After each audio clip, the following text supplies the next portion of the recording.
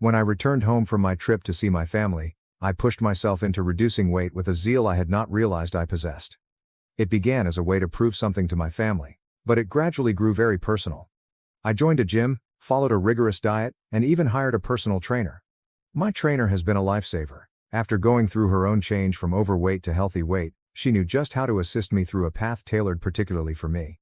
She created a routine specific to my goals and encouraged me every step of the way, reminding me to give myself grace when I stumbled. This time, everything seemed to click.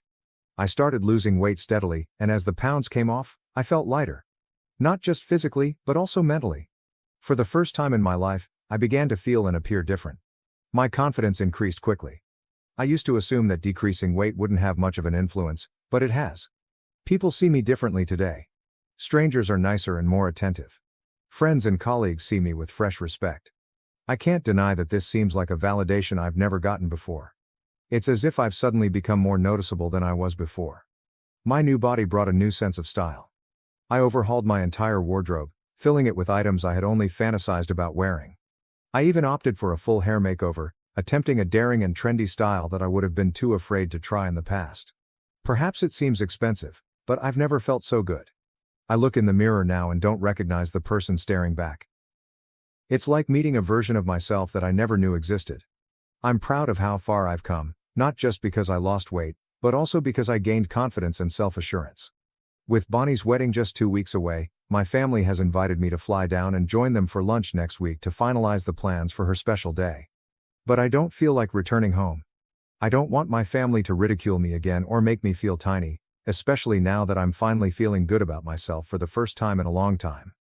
I don't want to go to Bonnie's wedding anymore because of how she and my parents have treated me, but I know if I don't go, they'll be furious and give me a long lecture about how family is family and how, no matter how heartbroken I am, I must be present for Bonnie's big day.